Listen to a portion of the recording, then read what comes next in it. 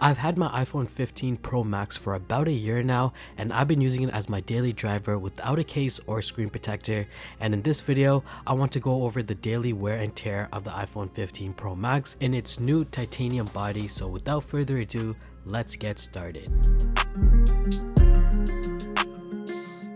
Starting off, let's look at the back of the iPhone. The back of the iPhone looks really well in its condition. There is no scratches, there is no wear in the frosted glass, there is even no scratches in the Apple logo itself. The back of the iPhone surprisingly held up well. Like, I had no case on this, so I thought if I were to drop it, the glass might just shatter on the first impact. I've only dropped it like a handful of times, and in all of those situations, the glass has never broken. Next, let's take a look at the camera. Now, this is by far the thickest part of the back of the iPhone, and since the camera does protrude out, that's why most of the glass is untouched.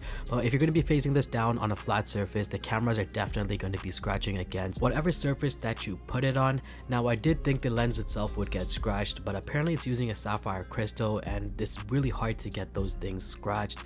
So the lens on the iPhone are perfectly fine, and the only problem that you'll see, you can see it in video right now, is the little rings around the lens itself. I believe these rings are made out of anodized titanium. Now, it can be aluminum, but even the body of the iPhone is made out of titanium, so I'm assuming it is a titanium ring that's around the camera.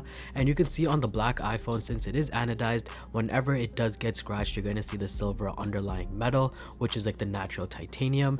So if you happen to have the natural titanium, you might not have an issue like this, but if you have the blue or the black, since it is anodized, you're going to see this discoloration on the lens itself, and it's only because it protrudes out so much, so whenever you place it down, it is definitely going to get scratched. Now, taking a look at the sides of the iPhone, now this is the titanium body, so you'd expect it to stand up quite well, and I've got to say it held up its part. It's been really strong. I had no damages to the screen or the back. Anytime it did drop, there is little scuff marks that you're going to see on the corners where it's usually the point of impact, so you can see there's a little scuffing. And if you do have the nitro titanium, you might not see these blemishes as much, but if you do have the anodized one like the black one I have or the blue one, you're most likely going to see these little chips and little scratches in the titanium body. I also want to point out that there are these antenna bands that run across the bottom and the top of your iPhone, and I did happen to drop my iPhone once, and for some reason it just damaged the antenna line.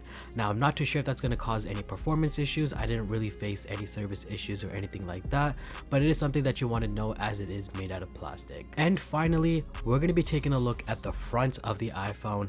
Now, I'm a huge fan of not having a screen protector on my iPhone because I just feel like it takes away from the entire display, and for this entire year I haven't used a screen protector, and you can see right now I really wish I had, because the screen is the part that's been scratched up the most. Out of everywhere on the device, the screen is the one that took the most damage, and you can see there's these lines and scratches all across the edges of the iPhone. Now, I do place my device face down, and when I grab it, it sometimes does slide on the table, and you can see that is quite evident on these little corners.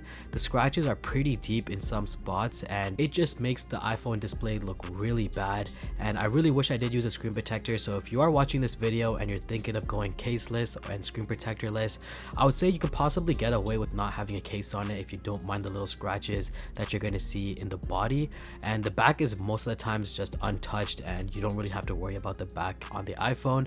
The only thing that you would want to worry about is the display, because if you don't have a screen protector, it is definitely going to get scratched up, and if you're okay with something like that, it's going to look something like this. But I definitely will be putting on a screen protector on my future iPhones and not having something like this happen to my iPhone again. And that pretty much wraps it up for this video. If you guys did like this video and you want to see more videos like this, make sure to give this video a big thumbs up, subscribe down below, and I'll see you guys in the next one.